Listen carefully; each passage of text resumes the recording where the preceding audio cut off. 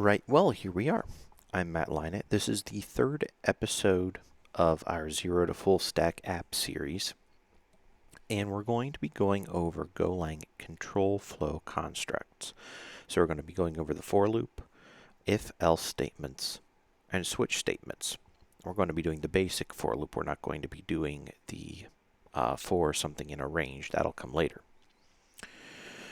So the basic idea behind the for loop is there are three different kinds of things you can do around the body of a loop. So you'll have some sort of a start condition. You'll have a start condition. And then after that, you're going to have some predicate that you want to see whether it's true. And then you're going to do stuff. Whatever it is, you're going to do stuff.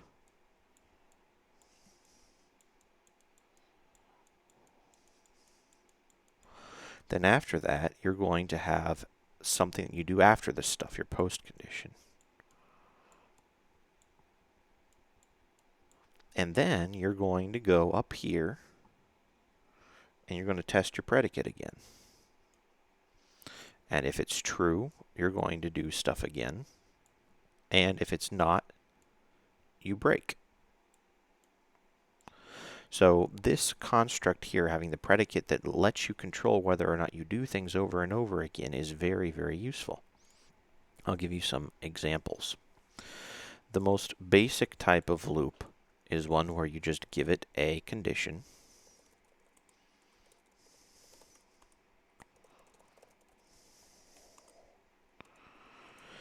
Like this. We'll just set I equal to 1 and type in for I less than or equal to 3.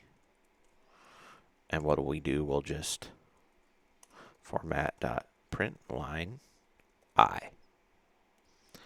And in the body, we'll just say I equals I plus 1. Now, this isn't the most efficient way of doing it, but if we format and we run this, what we're ultimately going to find is we're going to print 1, 2, 3. And then as soon as it stops being less than or equal to 3, we'll break out of the loop and end the program. But that's not the way that people normally do it. So we're using J as the example here for, and instead of doing this, assigning I to 1 here, we can say J. I'll actually get rid of this one just to make it more. For assign 7 to J, and say as long as it's less than or equal to 9, and this is increment it, and we'll format dot print line J. Remember how I said you have your predicate? Your predicate here is J less than or equal to 9. Your start, your initialization, is setting J to 7.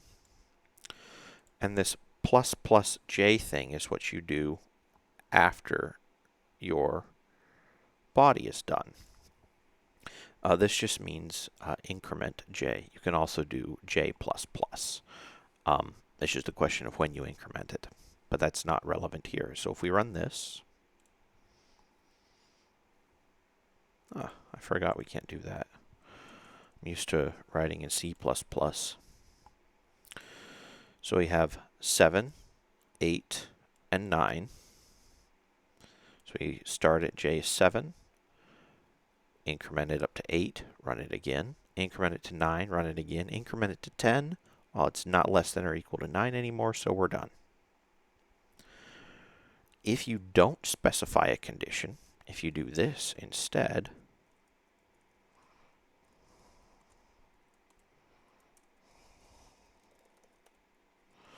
we are inside the loop. And then we break. And we run this one. It'll just run once through the loop and be done. But if we want to be clever, what we can do is we can say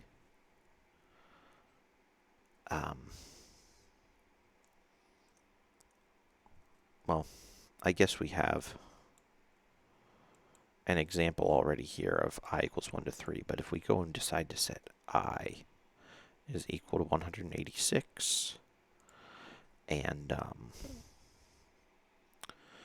we increase it every time, and there's a if I greater than, or we'll say 320 is less than I, break. We kind of skipped onto our next lesson with if. But you can go and do this kind of a thing, and we get a bunch of we are inside the loops here. It just keeps on going and going and going.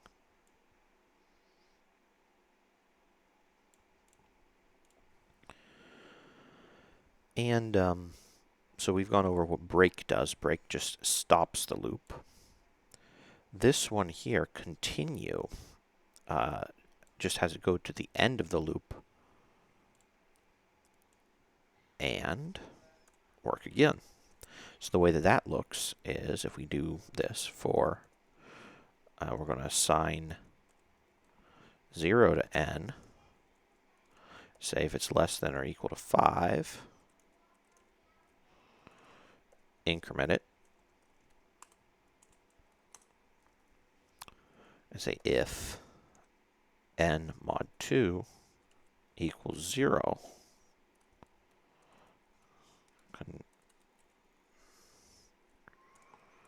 continue. And then we print n.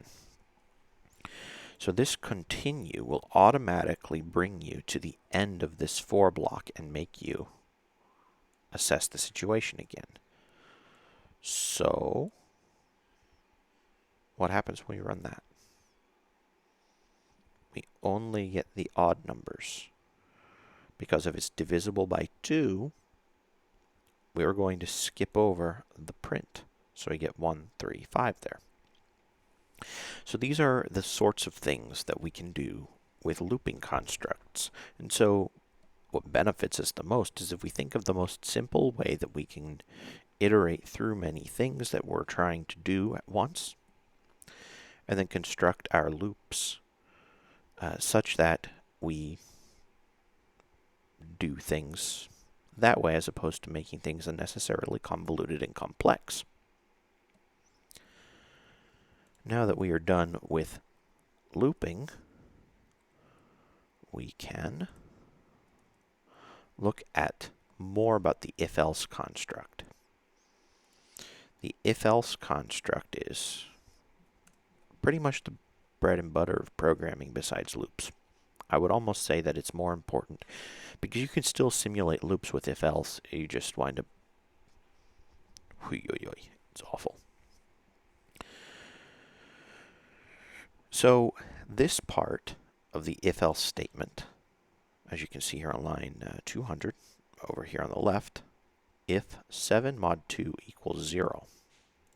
So this 7 mod 2 equals 0 is a predicate. It's either true or false.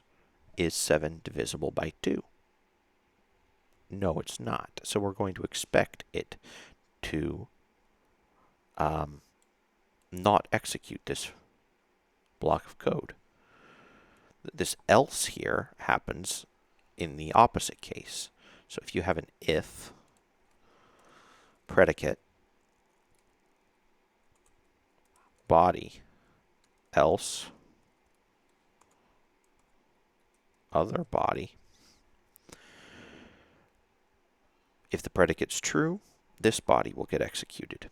If the predicate is false, else, the other body will get executed. And you can use this for lining up over and over and over again to evaluate many conditions. Sometimes it's not the best way to evaluate many conditions, but you can, in fact, do this. So if we run the code that we have here on the left, if 7 mod 2 equals 0, we were going to print line 7 is even. Else 7 is odd. And I can't even. Alright, so it seems that the formatting got rid of the spaces between the mod, but that's okay. And so it prints 7 is odd, which is all fine and good. There are other kinds of if statements that don't require an else. You can do that. If you get rid of the else, what's going to happen? Nothing. Absolutely nothing will happen. Because it will evaluate this predicate, 7 mod 2 equals 0. Find that it's false, it just won't do what's in here. So here's the other example we can do. Well, if 8 mod 4 equals 0, format.println 8 is divisible by 4. And we should get that one to print. Of course, 7 is even will not print. 8 is divisible by 4, so everything is well. You can use as many else clauses as you like. Just understand that if you start using too many of these, I would recommend having a think about your code in order to make it easier to read and to reason with and to not have to go and keep too many things in your head at once. So if number equals 9, number is less than 0. Format.println num is negative.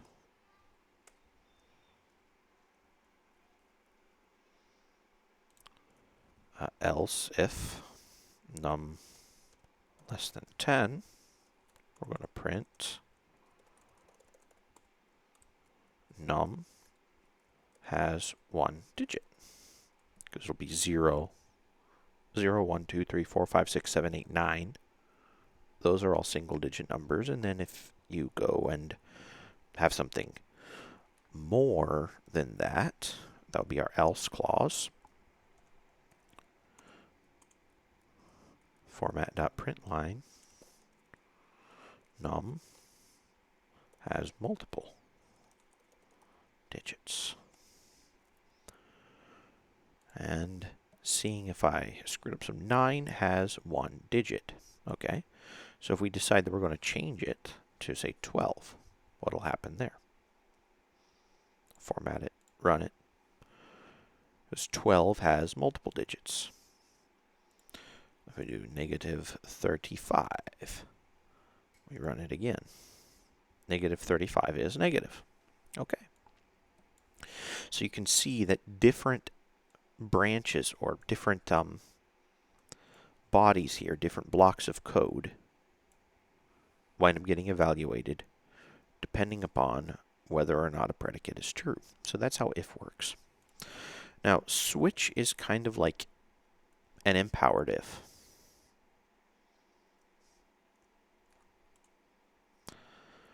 And the way that works is you just enumerate many cases.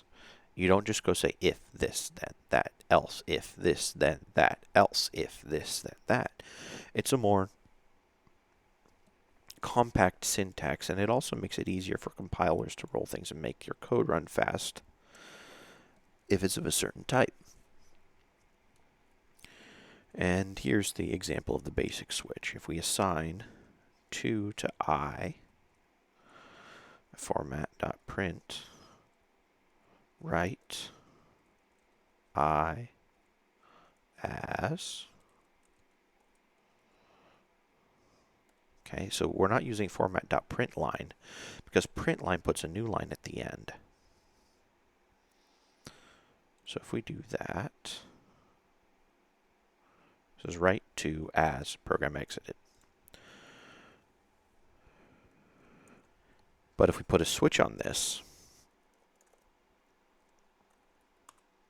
with many different cases. If one format.print line 1. Okay.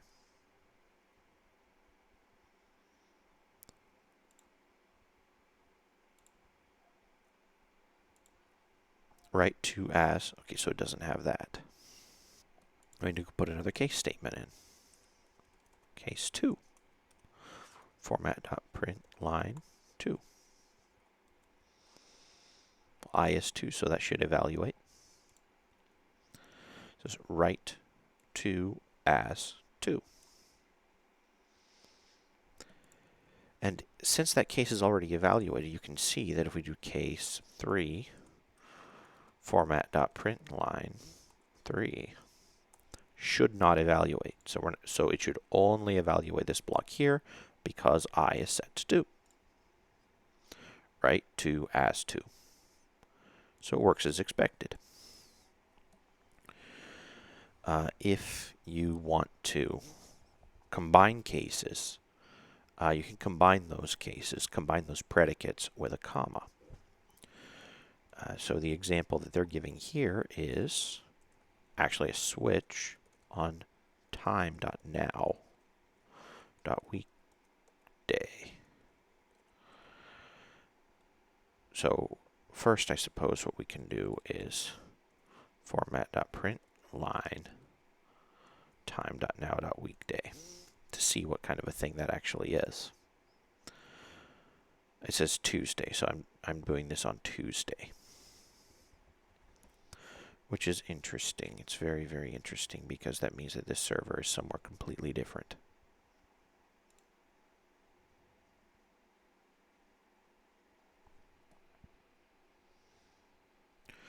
Let's see. It's what time is it? It is Monday at 5 something p.m. So perhaps the server is over in England or set to GMT. Either way, we have our day being Tuesday, so we can set up a switch on it. So we'll just say now. We'll set that equal to time.now. And then we can do a switch. We'll just print now.weekday. Copy that out.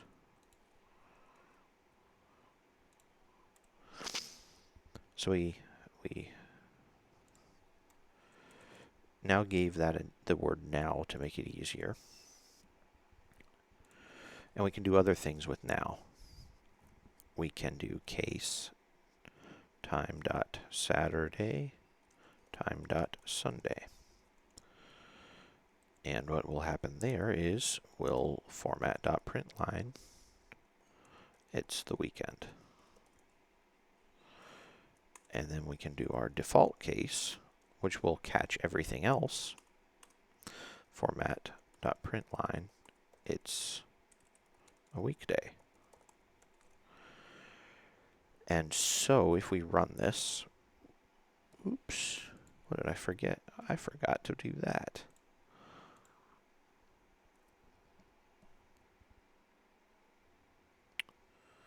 What did I forget to put the switch? Yeah, switch. Now. And then we close that there. Format that.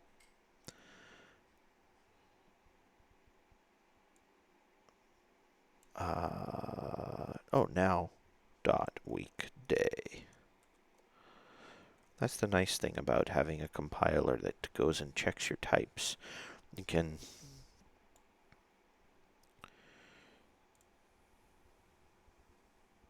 so we're printing now.weekday, conducting a switch on now.weekday, noting that it doesn't evaluate to Saturday or to Sunday. Therefore, it's not going to tell us that it's the weekend. It takes the default case, which is that it is a weekday. Oh, how nice. They already went and called T is time.now. Well, it doesn't matter. We can do a switch on now again. Since we already put that there on line 9, we can do switch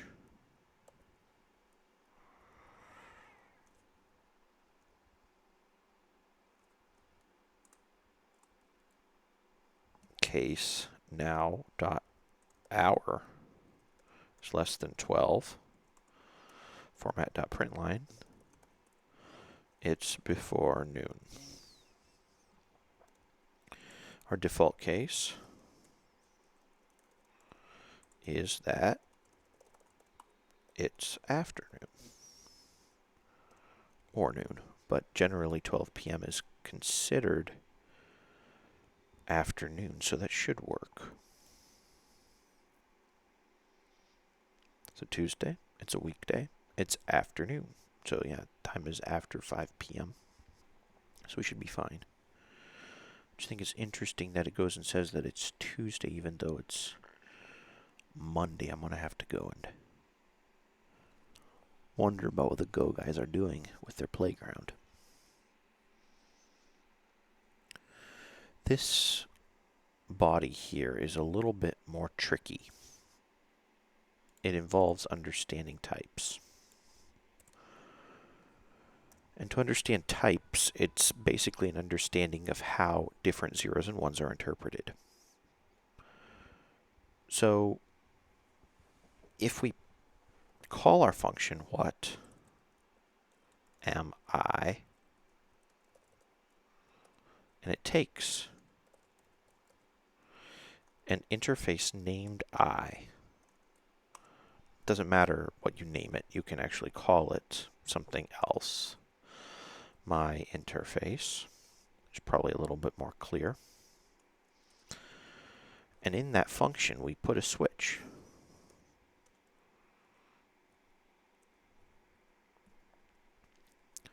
So T, we set it to my interface dot type. And we put our cases here. If it is of type bool, we're printing I'm a bool. If it's an int, I'm an int. And our default case is don't know the type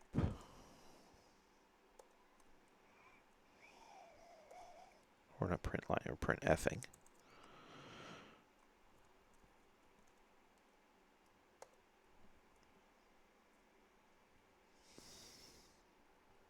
I don't know the type, whatever the type happens to be. And I should probably close that quote there.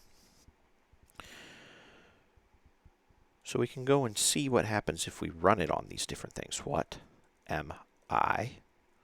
True. What am I? False. What am I? 1. What am I? 2. What am I? Hi there. What am I? This is getting old.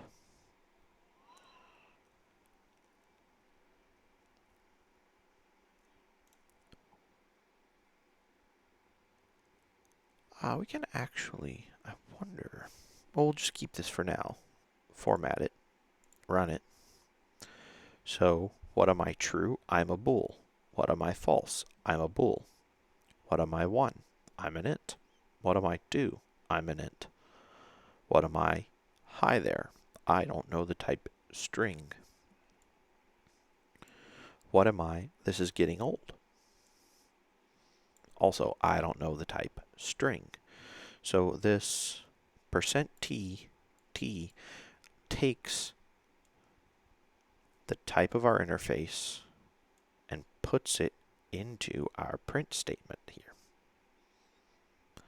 So is kind of a lie to say I don't know the type string, because you literally took the type string and you put it right in there. Whatever that means.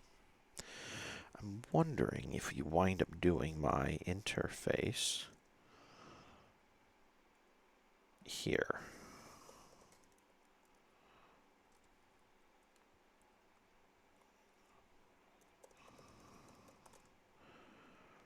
And we run our program again.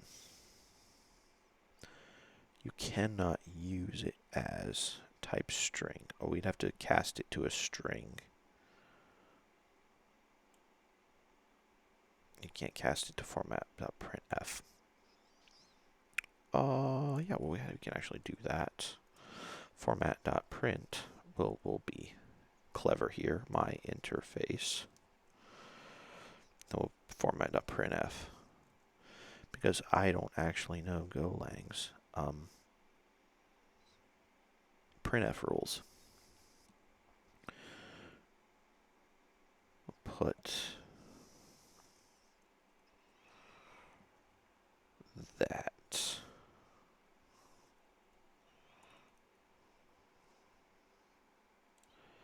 There we go.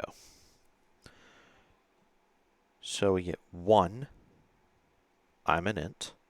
True, I'm a bool. False, I'm a bool. 1, I'm an int. 2, I'm an int. Hi there, I don't know the type string. This is getting old, I don't know the type string. So you can go and see which one of these outputs maps to which one of those inputs. And so you can put a switch on a whole bunch of different things in order to control the kind of flow that you want your program to have. So this time we have gone over the for loop. We have gone over the different flavors of for loop. We've gone over the if statement that allows us to evaluate one predicate at a time. If and else, which would be allowing the evaluating the opposite of the predicate. And we've gone over the switch statement, which allows us to evaluate many cases in a row. That is pretty much all we have time for today. Next time, we're going to go over arrays, slices, map, and range. And when we go over range, we're actually going to show a different kind of loop that allows us to more easily iterate over slices. If you don't know what that means, you can already go by example, or you can wait for next time. All of the information that you need is down in the description below, including the license for use of Go by Example. This is the Creative Commons license, and I'm using it here in the YouTube channel, giving attribution below, as I'm supposed to per the license. Anyhow, I look forward to seeing you all later, and wish you the very best in your coding journey. Thank you much. Bye-bye.